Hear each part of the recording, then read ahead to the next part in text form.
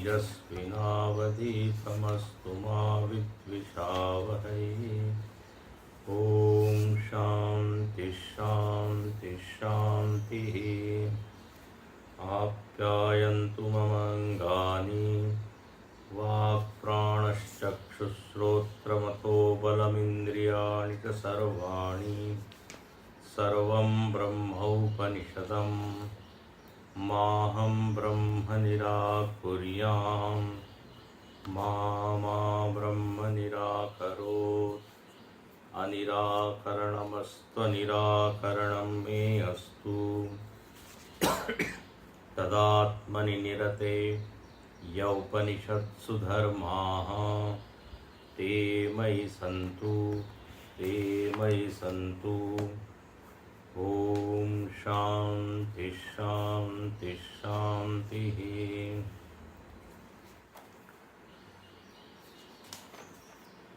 हम लोग उपासना के प्रकरण में हैं। इसके मंत्र हम पढ़ेंगे। चौथा मंत्र कल हमने देखा था। तस्यैष आदेशः यदेतद्विद्युतो व्यद्युतदा इति न्यमिमिषदा इत्यधिदैवतम्। इसके बाद का मंत्र। अथ अध्यात्मं यदेतद्गच्छतीव च मनो अनेन चैतदुपस्मरति अभीक्ष्णं संकल्पः। फिर से।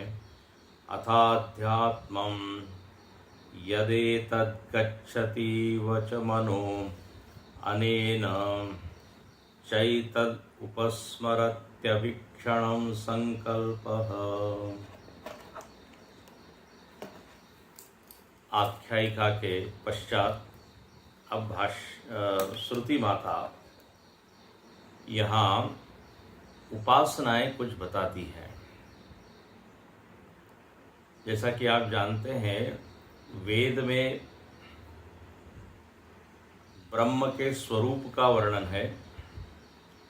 जैसा ब्रह्म है वैसा यथार्थ वर्णन है, तो उसको कहते हैं ज्ञान। जैसा ब्रह्म है वैसा ही बताना। निर्गुण है, निराकार है, असंग है। तो उपनिषद इसकी व्याख्या विस्तार से करती है। लेकिन जो लोग ब्रह्म के इस तात्विक रूप को नहीं पकड़ पाते, नहीं समझ पाते, इस ब्रह्म के निर्गुण रूप को नहीं ग्रहण कर पाते, निरुपाधिक रूप को नहीं समझ पाते, तो फिर वेदों में उपासनाओं का प्रकरण आता है। जैसे भगवान के बारे में बार बार ये कहा जाता है कि वो तो सब जगह है, सर्वत्र है, कण कण में है। अब ये उसका यथार्थ रूप है, लेकिन हमको ये ज्ञात नहीं हो पाता या स्वीकार नहीं हो पाता, या कहिए उतनी पाचन शक्ति नहीं होती कि हम उसको सबदूर देखें। तो फिर उपासनाएं बताई जाती है कि आप एक आलंबन में उसको देखिए। हर स्थान में नहीं दिखता तो एक स्थान में देखिए। हर समय नहीं दिख पा रहा है तो एक समय में देखिए। मतलब हमारे ग्रंथ हमको मदद करते हैं। वो चाहते हैं कि हम उस परमात्मा को समझें। जैसे एक डॉक्टर जो है वो चाहता है कि हम रोग से निवृत्त होवे, तो एक औषधि यदि नहीं वो पचा पा रहा है या उसको उससे एलर्जी हो रही है या उससे लाभ नहीं हो रहा है, तो वो दूसरी औषधि देता है। ऐसे ही यहाँ पर न तत्र चक्षुर्गच्छति न वाग् गच्छति नो मनो न विद्म न विजानीमः, ऐसा वर्णन आया। श्रोत्रस्य श्रोत्रम, विदित और अविदित से अन्य है। जो उसको नहीं जानता है वही जानता है। यस्या मतम तस्य मतम, ये सब वर्णन आया था। अब यदि ये ग्रहण नहीं कर पाया हो कि विदित और अविदित से कैसे वो अन्य है, तो फिर यहाँ पे श्रुति कहती है आप एक आलंबन लीजिए और आलंबन के सहारे उसको समझिए। जैसे हम एक चित्र के सहारे भगवान को याद करते हैं, वो चित्र स्मारक होता है, वो परामर्श कराता है। परामर्श मतलब स्मारक, स्मरण कराने वाला। भगवान की वैसे तो नित्य स्मृति रहनी चाहिए, लेकिन नहीं रहती। यदि हम चित्र के सामने, विग्रह के सामने बैठ जाए तो स्मृति आ जाती। तो एक आधार चाहिए, एक सहारा चाहिए। तो यहाँ उपनिषदों में ये उपासनाओं का प्रकरण आता है। लेकिन एक बात है, उपनिषद की जो उपासनाएं हैं वो बड़ी अलग टाइप की है, वो समझ में आती नहीं। हम लोगों को एक मूर्ति में पूजा कैसे करना ये आता है, वो उपासना शायद हम बड़े आसानी से कर ले जाते हैं। आवाहन, पाद्यम, अर्घ्यम, भगवान को नहलाइए, धुलाइए, नैवेद्य चढ़ाइए, ये जो नित्य की उपासना है ये हम कर ले जाते हैं। लेकिन जो उपनिषद में जो उपासना है वो बिल्कुल अलग है। उसको समझने में कठिनाई इसलिए होती है कि ये बिल्कुल अब हमारे रूटीन में है नहीं। बाकी सब चीज़ें रूटीन में है। आप देखते हैं अलग अलग जगह समाज में पूजा हो रही है, भजन हो रहा है, अलग अलग अनुष्ठान हो रहे हैं, तो काफी लोग करते हुए दिखाई देते हैं। लेकिन जब ये उपनिषद और वेदों में कोई पांक्त उपासना है, अलग अलग उपासना है, उद्गीत उपासना है, प्रणव उपासना है, तो वो जरा ग्रहण नहीं हो पाती। अब यहां पर भी हमने देखा कि अधिदैव की उपासना की। चौथे मंत्र में बताया इत्यधिदैवतम, ब्रह्म का एक अधिदैव रूप है। अधिदैव का सीधा सामान्य अर्थ है सगुण ब्रह्म, जिसको आप और हम इष्ट बोल देते हैं, आराध्य बोल देते हैं, उसी को अधिदैव का। अब कहते हैं ऐसा जो परमात्मा है जिसके शरण में हम रहते हैं, वो हमारा शरण्य है, जो देवताओं को मदद करता है, जो आसुरी वृत्तियों का नाश करता है, अभिमान को खंडित करता है, वही ब्रह्म। जो लीला करके समझाता है कि सत्य क्या है। बोले अब इस ब्रह्म की यदि आपको याद करनी है तो क्या करो, तो यहां दो उपमाएं दे दी गई। उसको यहां आदेश बोला है, उपमादेश। बोले ब्रह्म कैसा है, तो कहा कि जैसे बिजली का चमकना। अब देखिए यहाँ आलम्बन क्या हुआ है, बिजली का चमकना। बिजली चमकती है, तिरोभूत हो जाती है। अब आपको हमको बिजली को नहीं देखना है, हमको याद करनी है वो सारी लीला जो देवताओं के सामने यक्ष ने की। ये है प्रकट हुआ, प्रकट हुआ, तो इसका मतलब क्या है, भगवान जो है वो यदि हमारी दैवी वृत्ति हो तो आते हैं, आ सकते हैं। अब देखिए ये यहाँ पर उपासना का प्रकार। आलम्बन यहाँ पे कोई मूर्ति नहीं है, कोई विग्रह नहीं है, आप याद कर रहे हैं भगवान को किसके द्वारा, बिजली के द्वारा। अद्भुत है। अब ये कभी हमारे मन में आता भी नहीं कि इसको हम इससे जोड़ सकते हैं।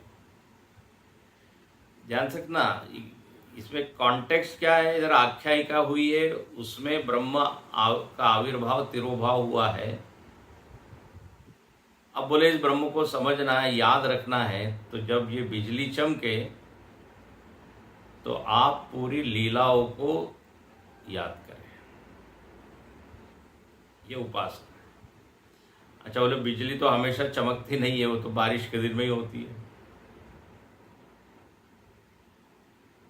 तो फिर बोले एक दूसरी उपासना बताते हैं। पलक तो आप झपका रहे हो, खोल रहे हो, बंद कर रहे हो, बोले हाँ। अब ये तो दिन भर ही चल रहा है, तो बोले ये पलक, उनका उन्मेष और निमेष, ये भी ब्रह्म का स्मारक हो जाए। इसको भी आप ब्रह्म से जोड़िए। कैसे जोड़िए, तो बोले देखिए प्रकाश तो नित्य है, हमेशा रहता है। जब पलक हम बंद कर देते हैं तो उसकी अनुभूति नहीं होती, खोलते हैं तो प्रकाश मौजूद। तो ऐसे ही हम जब विचार करते हैं और विचारों के द्वारा बुद्धि का पर्दा खोलते हैं तो ब्रह्म का ज्ञान होता है। चक्षुरुन्मीलितं येन तस्मै श्री गुरवे नमः। गुरु तो यही काम करते हैं ना, नेत्र खोलते हैं। अब साधारण सी घटना है पलक का खोलना और बंद करना, लेकिन उसको जोड़ दिया किससे है, ब्रह्म से, है ना ये। अब साधारण उपासना हम क्या करते हैं, कुछ भजन गा रहे हैं, कीर्तन गा रहे हैं, तो शब्द है वो, लेकिन चूंकि वो शब्द भगवान से संबंधित है, भगवान से जुड़े हुए हैं, तो भजन कीर्तन भी क्या हो गई, एक उपासना हो गई। कहने के लिए शब्द है, गाना है, स्वर है। यदि उसमें आपने ईश्वर का संयोग कर दिया तो देखिए वो आपके चित्त को स्वच्छ करने में मदद करेगी। तो स्मारक होना चाहिए। यहां पर अब ये साधना बता दी कि जब आप पलक बंद करें, खोले, तो ब्रह्म को याद करें। अब देखिए ये जो उपासनाएं पढ़ तो ली हमने, लेकिन उसका मर्म जब तक आप समझते नहीं और करते नहीं हैं, तब तक वो उपासना का प्रकरण पढ़ने से कोई लाभ नहीं है। आपने पढ़ा, आपने पढ़ लिया, लेकिन कभी किया ही नहीं, तो फिर क्या।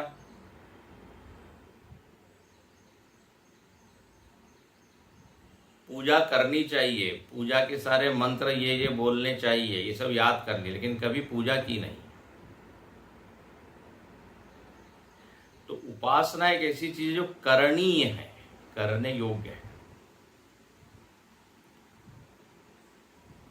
तो यहां पर कहा कि जैसे हाँ न्यमिषदा,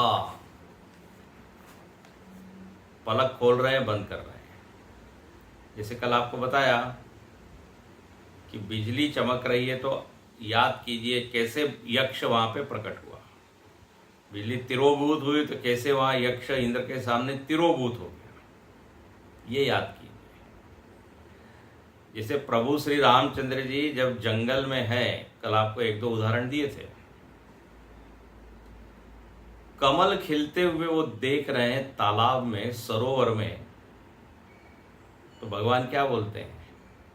बोले ये ऐसा लग रहा है जैसे निर्गुण ब्रह्म सगुण हो गया। देखो उनको ब्रह्म की याद आई। जो कली थी वो मानो निर्गुण ब्रह्म, कमल खिल गया वो हो गया सगुण ब्रह्म। वहां देखते हैं कि मछलियां जो है भरपूर पानी है, उस पानी में आराम से तैर रही है, कोई उनको चिंता नहीं है। तो भगवान को क्या याद आती है? भक्तों की याद आती है। जिमि हरि शरणन एको बाधा, सुखी मीन जहि नीर अगाधा। वाह वाह, देखो ये भगवान उपासना कर रहे हैं, भगवान उपासना कर रहे हैं। मछली और पानी को देख के भक्त और भगवान की याद आ रही है कि जैसे मछली अगाध पानी का शरण लेती है और उसको कोई चिंता नहीं है, ऐसे ही भक्त लोग भगवान की शरण में रहते हैं। बोले वो है तो सही, क्या चिंता। सिमिट सिमिट जल भरई तलावा, जिमि सद्गुण सज्जन पही आवा।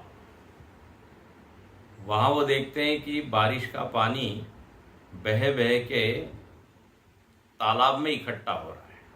अब ये एक सामान्य घटना है, हम लोग भी देखते हैं, लेकिन उसको उन्होंने जोड़ दिया किससे?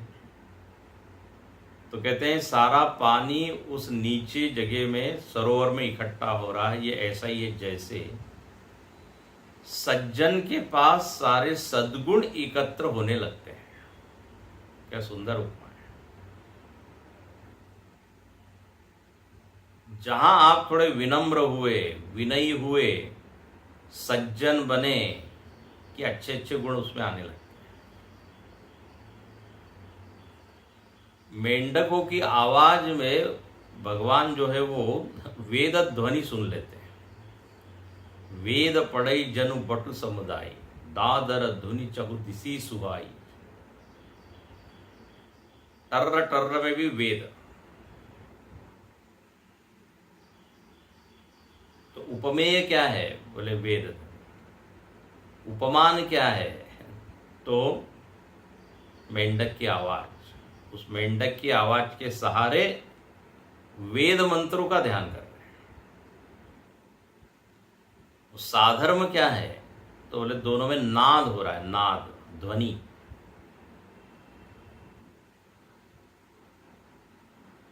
तो इस तरह की ये उपासना है।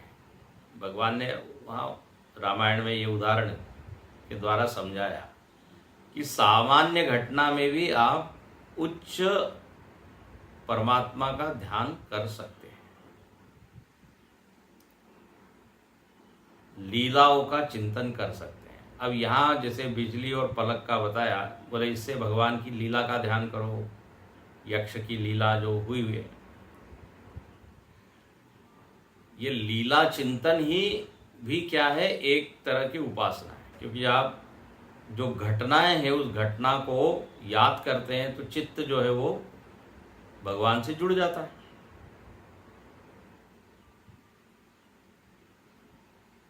गोपियां इसलिए कहती हैं तव कथामृतम तप्त जीवनम, कवि विरीडितम कल्मषापहम, श्रीमदादतम। कहते हैं आपकी कथाएं, लीलाएं ही क्या है? हमारे लिए आधार है। उनका स्मरण करके हम अपने मन को आप में जोड़ते हैं। ये उपासना। जो हमारा जीवन तप्त है, तनाव से ग्रस्त है, उसको यदि आपको रिलैक्स करना है,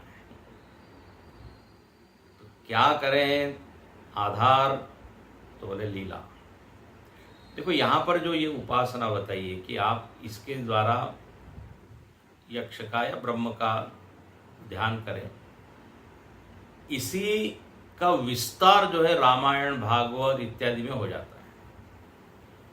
बहुत सारी लीलाएं हैं, यहाँ तो एक बीज है, छोटा सा बताया है। इसका विस्तार कहाँ है? सारे ग्रंथों। रसमय वर्णन वहां करते हैं, और वो रसमय वर्णन सुन के हमारा मन सहज ही उधर जुड़ जाता है, निकट चले जाता है भगवान के।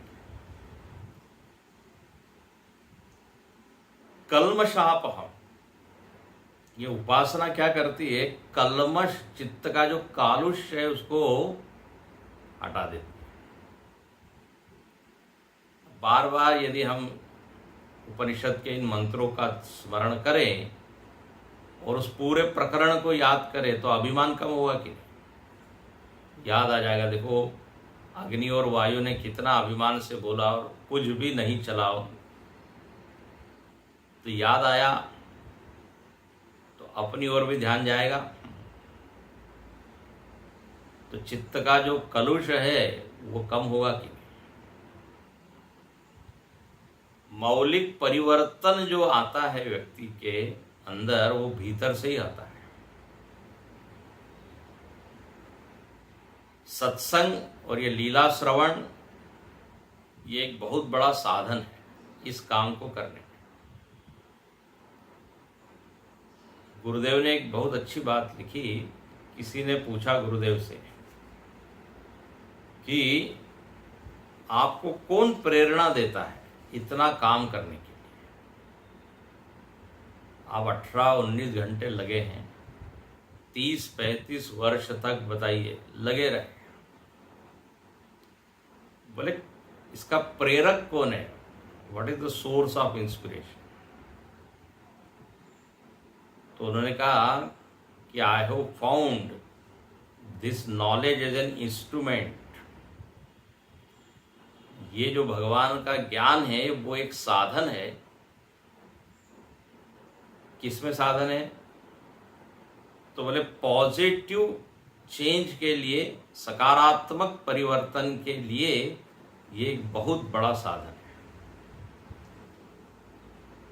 इस ज्ञान से ही मुझको प्रेरणा मिलती रहती है और परिवर्तन होते रहता है भीतर। और not only that, that person becomes positive contributor to the society. जब स्वयं में परिवर्तन होगा, सकारात्मक परिवर्तन, तो फिर समाज में भी वो सकारात्मक योगदान दे सकता है। इसका सोर्स क्या है? तव कथामृतम श्रीमदादतम, श्रीमंतता का विस्तार करने वाली ये सब कथाएं, सद्गुणों का विस्तार करने वाली। सत्संग करने लग जाए तो व्यवहार बदल जाता है, रहनी बदल जाती है, आपके संगे साथी बदलने लगते हैं। संगे साथी रहेंगे लेकिन पहले वाले नहीं रहेंगे। बोले अब ये बाबा बन गए, लोग क्या बोल देते हैं? बाबा बन। पहले ताश खेलने वाले सब इकट्ठे होते थे आसपास, अब जहां आपने सत्संग शुरू किया बोले अब मन नहीं लगता, तो वो लोग क्या बोलेंगे? बोले ये तो अब साधु बन गए, धीरे से वो छोड़ देंगे। तो इधर परिवर्तन हुआ नहीं कि बाहर भी परिवर्तन हो जाएगा। और इस परिवर्तन का हेतु क्या है? तो बोले ये लीलाएं। तो यहां पर बीज है ना, ये जो उपासना क्या है, इस तरह की जो बताइए कि स्मरण कीजिए, स्मरण कीजिए। रामायण भागवत में इतनी कथाएं हैं कि आपको खूब स्मरण होगा। राम जी यहाँ जा रहे हैं, वहाँ जा रहे हैं, कृष्ण ये लीला कर रहे हैं, वो लीला कर रहे हैं, तो सहज ही मन उसमें रम जाता है।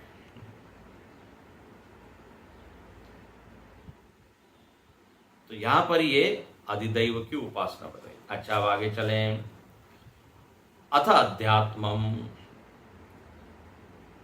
ये जो पहले उपासना बताई वो बाहर की थी, मतलब आप बिजली को देख के याद कर रहे थे भगवान, और पलक को देख के याद कर रहे थे, हुआ। अच्छा, अब क्या है? अध्यात्म।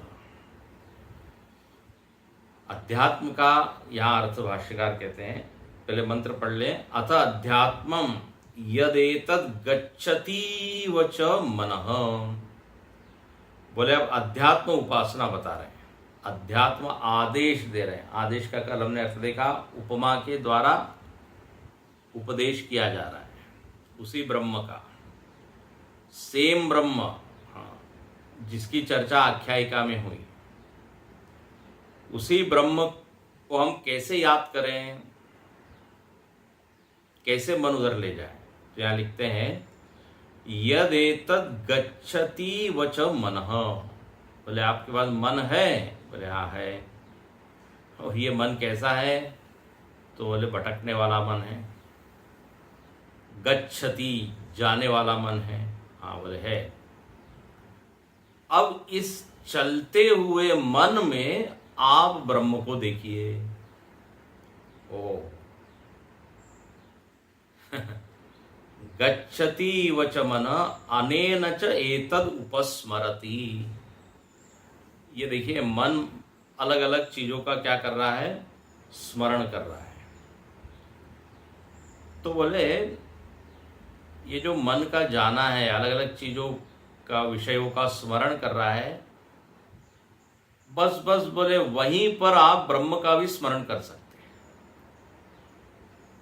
ये देखिए अद्भुत उपासना है। प्राय क्या किया कहा जाता है? विषयों से ध्यान को हटाओ और ब्रह्म में लगाओ। मतलब मन में एक भी विषय होना नहीं चाहिए यदि आपको ब्रह्म को समझना है। लेकिन यहां बड़ी मजेदार बात कही,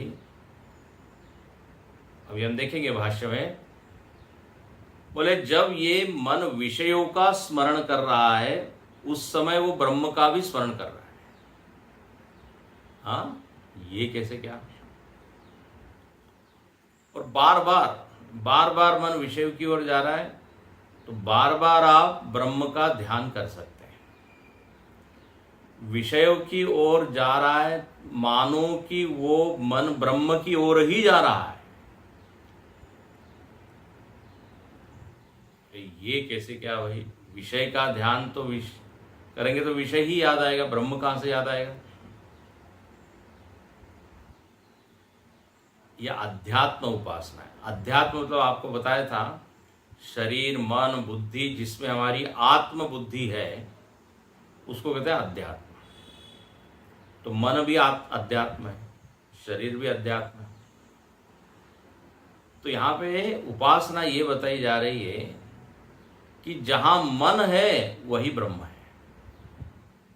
ध्यान से सुनना। और ये मन कहीं बाहर नहीं है, भीतर ही है, इसलिए उसको कहा है अध्यात्म उपासना या अध्यात्म आदेश। देखो यहां भाष्यकार क्या लिखते हैं। अथ जो है श्रुति का शब्द है, तो अथ भाष्य लिखते हैं अनंतरम। आदि दैविक उपासना के बाद अध्यात्म उपासना बता रहे हैं, बाद में अनंतरम अध्यात्मम। अच्छा, अध्यात्म का अर्थ क्या किया? प्रत्यगात्म विषया आदेश उच्चते। प्रत्यगात्म विषय मतलब वह जो ब्रह्म है वो आपके प्रत्यक है। प्रत्यक मतलब आपको बताया था अंतरंग, भीतर। प्रत्यगात्मा के रूप में वही ब्रह्म बैठा है। जो ब्रह्म देवताओं की सहायता करता है, जो ब्रह्म असुरों को पराजित करता है, जो ब्रह्म नियंता है, फलदाता है, जो ब्रह्म अवतार लेता है, जो ब्रह्म अभिमान को नष्ट करता है, विकारों को ध्वस्त करता है, वही ब्रह्म प्रत्यगात्मा के रूप में बैठा है। ओ, तो प्रत्यगात्म विषय आदेश उच्चते। अब उसको, इसका सीधा अर्थ है आप उसको भीतर देखिए। प्रत्यगात्म विषय मतलब क्या? बाहर बाहर ही हमको देखने में आसानी होती है, भीतर देखने में कठिनाई होती है। तो यहाँ एक आलंबन दिया है, बहुत ही अच्छा है, एक आधार दिया है। बोले आप भीतर भी देख सकते हो। अध्यात्म परिच्छिन्न ब्रह्म को आप देखिए, केवल बाहर एक मूर्ति में मत देखिए, भीतर भी देखिए। अच्छा भाई, कैसे देखें? तो आप सुनिए। यद एतद गच्छति वच मनः। बोले आप सबके पास मन है? हाँ है। यहाँ है, अभी है? बोले देखना पड़ेगा कहाँ है, जरा खोजना पड़ेगा, कहीं कहीं भटकता रहता है। ठीक है, गच्छति, तो बोले मन गच्छति, जाता तो है, कहाँ जाता है? विषयों की ओर जाता है। अनंत विषय है, नाते रिश्ते वालों की ओर जाता है, घर की ओर जाता है, दुकान में जाता है, फैक्ट्री में जाता है, अमेरिका भी घूम के आता है, इंग्लैंड भी जाता है। मतलब वो तो चारों दिशा में जा सकता है, वो इतना स्वतंत्र है, घूमते रहता है। मजेदार बात है, आप उस मन की ओर ध्यान भी न दे तो भी वो भटकते रहता है। ऐसा नहीं कि हम उसको भटकाते हैं, हम अपना काम कर रहे हैं, मन अपना काम कर रहा है। बर्तन मांज रहे हैं, मन कहीं और घूम रहा है, गा रहे हैं, मन कहीं और घूम रहा है, मतलब चलते ही रहता है वो। यहां लिखते हैं कि जब मन विषयों की ओर जाता है, मन विषय की ओर जब गमन करता है, तो आप ऐसा समझिए वो ब्रह्म की ओर गमन कर रहा है। अरे ये कैसे? क्या? देखिए आगे, यद एतद गच्छति वच मनः एतद ब्रह्म ढौकत इव विषयी करोति। ढौकत इव, ढौकत मतलब चलना, मानो कि वो ब्रह्म की ओर ही चल रहा है। एतद ब्रह्म ढौकत इव, ढौकत मतलब ढोकला नहीं है या ढोलक नहीं है, ये ढोक धातु है, उसका अर्थ होता है चलना। तो मानो कि ब्रह्म को ही विषय कर रहा है। मतलब केवल आप पेड़ पौधे को नहीं देख रहे हैं, केवल आप व्यक्ति को नहीं देख रहे हैं, आप उस समय ब्रह्म को भी देख रहे हैं, ऐसा सोचिए। देखो आगे लिखते हैं, एतद ब्रह्म ढौकत इव विषयी करोति, मानो कि ब्रह्म को ही वो विषयी कर रहा है। यथा अनेन मनसा एतद ब्रह्म उपस्मरति समीपतः स्मरति। भाष्य में क्या शब्द आया, मंत्र में क्या शब्द आया? उपस्मरति, मानो कि मन से आप ब्रह्म को ही याद कर रहे हैं। जब आप विषय को याद करते हैं,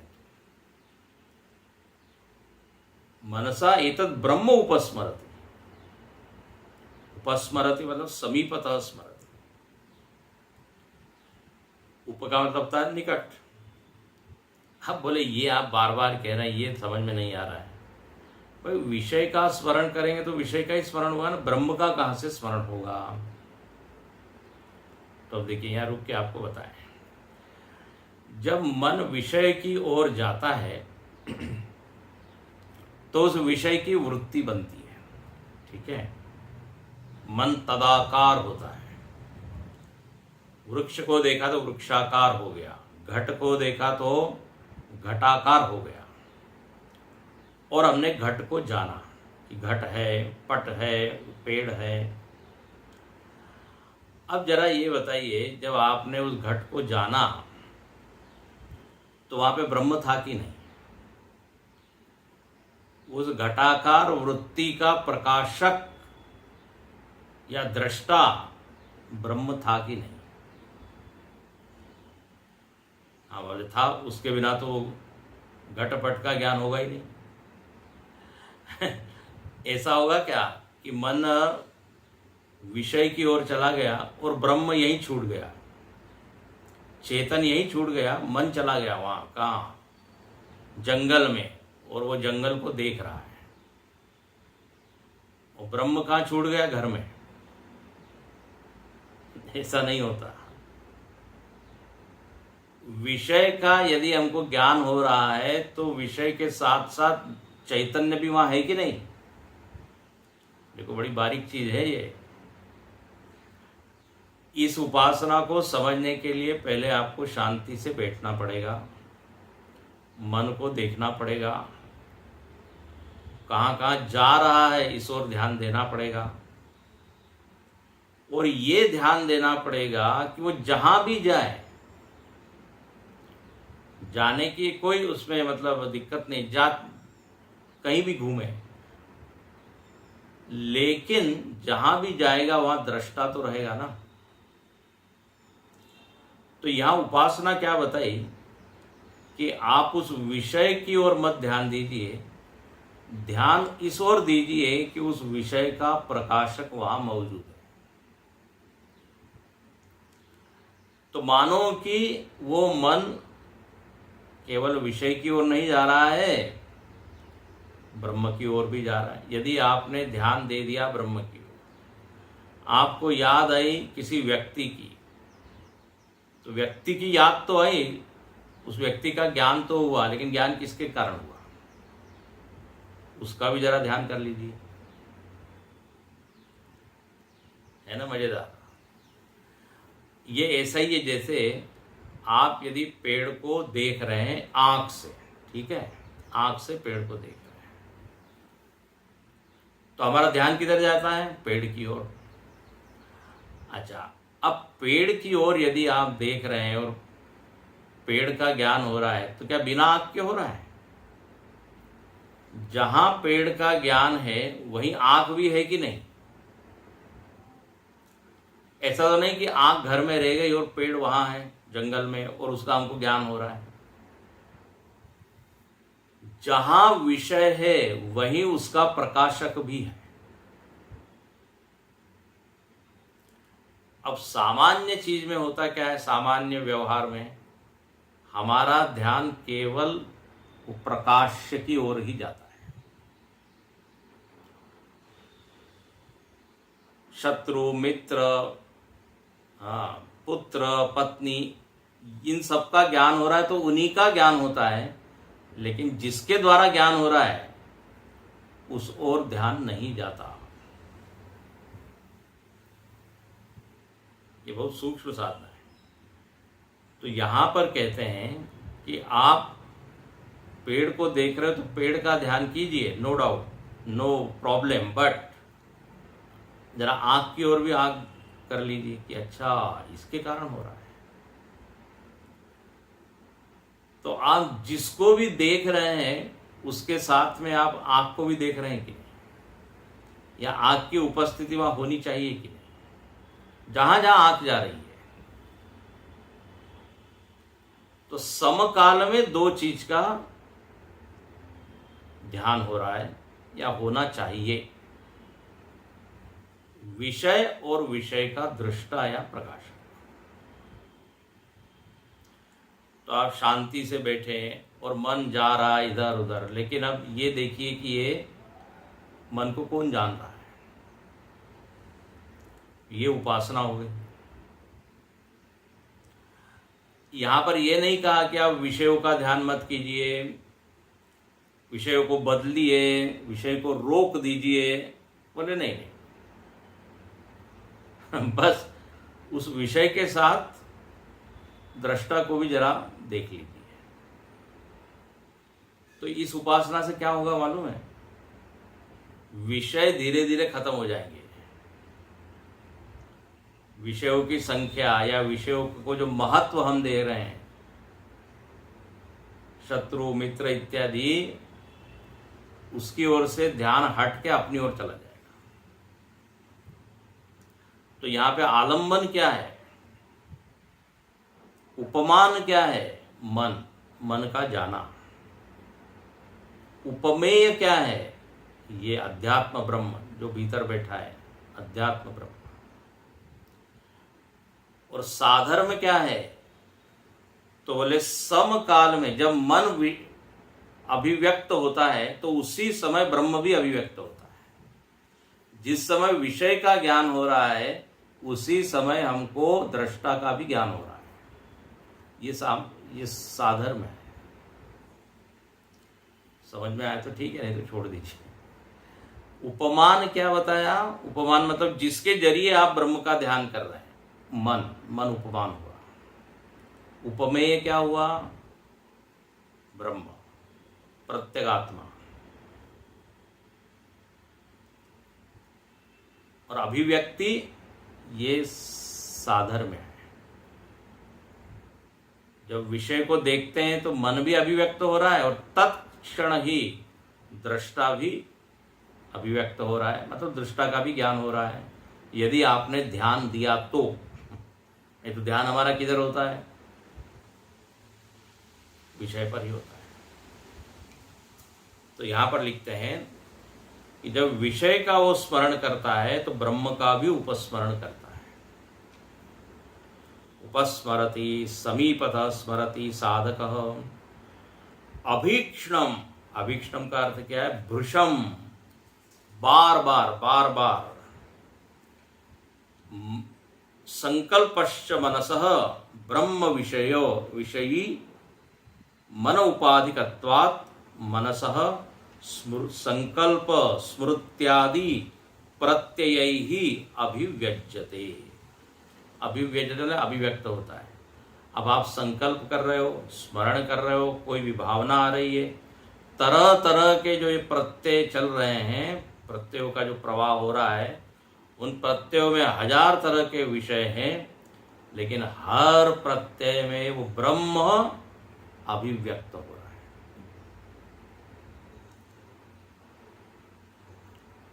तो ध्यान केवल उस प्रवाह की ओर ही न दे, ये उपासना होगी।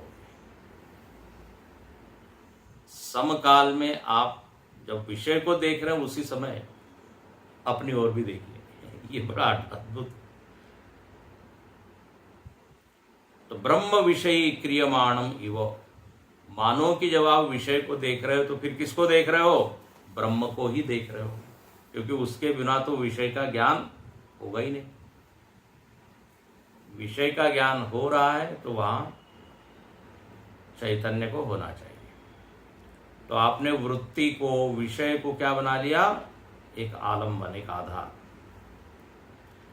इसलिए दृग्दृश्य विवेक में ऐसा ही एक समाधि आई, एक साधना बताई, ध्यान की साधना।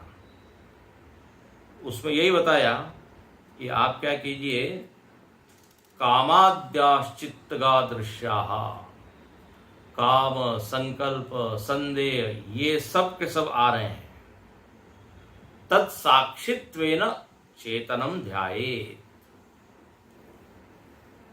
बोले वृत्तियां आ रही है, आने दीजिए, लेकिन आप उसके साक्षी की ओर ही ध्यान दीजिए। यदि ऐसा करने लग जाएं, दृश्य के सहारे आप दृष्टा की ओर चलने लग जाएं, तो उससे दृश्य धीरे धीरे, दृश्य की संख्या कम हो जाएगी, मन का भटकना कम हो जाएगा। इसको दृग्दृश्य विवेक एक ग्रंथ है, उसमें लिखा है दृश्यानुविद्ध समाधि, ऐसा एक शब्द है।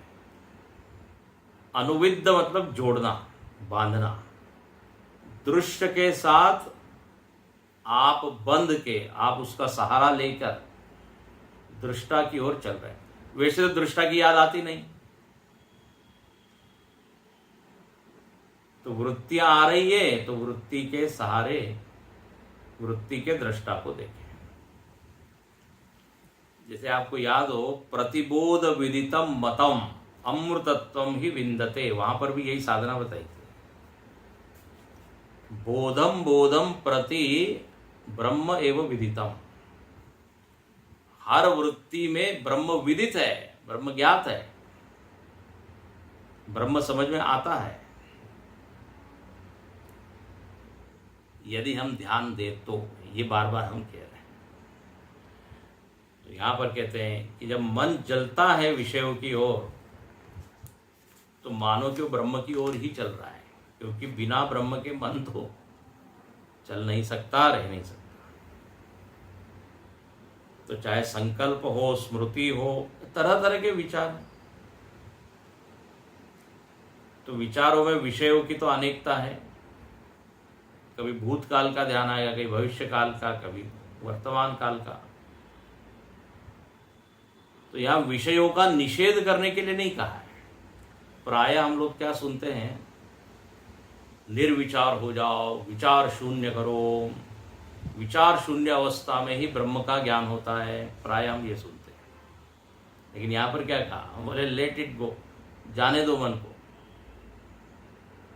लेकिन बस ध्यान दो किस और, ये मन किसके कारण चल रहा है, किसके कारण जाना जा रहा है, उस ओर ध्यान दो। वेदांतियों को वृत्ति से कोई प्रॉब्लम नहीं है, ध्यान रखना। वृत्ति निरोध की कोई जरूरत नहीं है। कर ले तो ठीक है, उसमें कोई हानि नहीं है। लेकिन वृत्ति निरोध होने पर दृष्टा का ज्ञान होगा, ऐसा नहीं है। समकाल में वृत्ति जब आ रही है, उसी समय आप ब्रह्म को जान सकते हो, ये यहां पर कहा।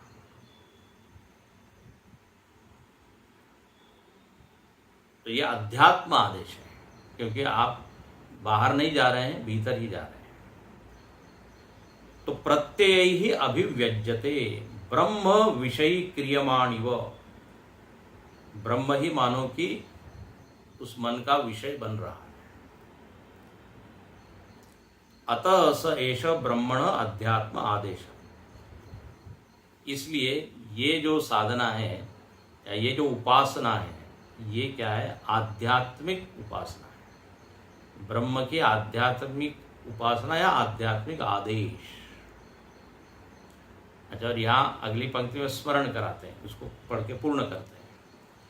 बोले आदिदैव उपासना में साधर्म क्या था, वहाँ ब्रह्म की याद कैसे हो रही थी, मतलब ब्रह्म में और विद्युत में क्या समानता थी, और यहाँ पे क्या समानता है। तो बताते हैं, विद्युत निमेषणवत अधिदैवतम द्रुतम। बोले विद्युत कैसे एकदम चमकी और वापस तिरोड़ होती, तो ब्रह्म भी वैसा ही हुआ। तो जो द्रुतम, बहुत जल्दी से वो बिजली का चमकना, ऐसे ही है जैसे ब्रह्म का प्रकट होना। तो साधर में क्या हुआ, द्रुतम, एक क्षण में वो आया और गया। और एक क्षण में उसने क्या किया, प्रकाशनम, प्रकाशन, एक क्षण में ही वो प्रकाशित हो जाता है। जैसे बिजली एक क्षण में ही प्रकाशित हो जाती है। तो ये वहां पे साधर में बताया, मतलब समानता बताई विद्युत में और यक्ष के प्रकटीकरण। और यहां पे क्या समानता है, यहां लिखते हैं अध्यात्मं च मन प्रत्यय समकाल अभिव्यक्ति धर्मी इति एष आदेश। अभी हमने बताया साधर में क्या, एक ही साथ अभिव्यक्ति। समझने में थोड़ा सा कठिन है, लेकिन ध्यान देते समझ में आएगा। जिस समय विषय अभिव्यक्त हो रहा है, विषय ज्ञात हो रहा है, उसी समय ब्रह्म भी ज्ञात हो रहा है। जैसे फिर याद कीजिए, जिस समय आप बिल्डिंग को देख रहे हैं, उस समय आप आंख की ओर भी यदि ध्यान दें तो आंख का भी ज्ञान होगा, क्योंकि दृश्य यदि प्रकाशित हो रहा है तो बिना दृष्टा के हो नहीं सकता। दृश्य और दृष्टा समकाल में। पेड़ का तो ज्ञान हो रहा है, आंख का ज्ञान ही नहीं होगा, ये कैसे होगा। तो समकाल में अभिव्यक्ति है, ये यहां बता रहे हैं। इस तरह ये आध्यात्मिक आदेश हुआ। भाष्यकार चलते चलते एक बोल देते हैं, एवं आदिश्यमानम ही ब्रह्म मंद बुद्धि गम्यम भवति इति ब्रह्मण आदेश उपदेश। बोले ये जो आदेश और उपदेश या उपासना है ये मंद बुद्धियों वाले लोगों के लिए। बाप रे, ये यदि मंद बुद्धि वालों के लिए यही तो नहीं हमको पकड़ में आ रहा है। हाँ बोले मंद बुद्धि है ये उपासना है मंद बुद्धि वालों के लिए, जिनको आगे लिखते हैं नहीं निरुपाधिकम एवं ब्रह्म मंद बुद्धि भी आकलयितुम शक्यम। जो मंद बुद्धि वाले होते हैं उनको निरुपाधिक, निर्गुण, निराकार, बिना आलंबन के ब्रह्म समझ में आता नहीं। बिना वृत्ति के हम एकदम ब्रह्म को पकड़ लें, नहीं हो पाता। बिना मूर्ति के भगवान समझ में आए, याद आ जाए, नहीं होता। तो ऐसे जो मंद बुद्धि वाले लोग हैं उनके लिए ये उपासना बताइए कि आप वृत्तियों की ओर ध्यान दें, मन की ओर ध्यान दीजिए। आपको नहीं ब्रह्म दिखता, मन की ओर देखिए और फिर मन से मन के दृष्टा की ओर चलिए। इस तरह यहाँ पे हुआ। तो दो उपासना हो गई, आदिदैव और आध्यात्म।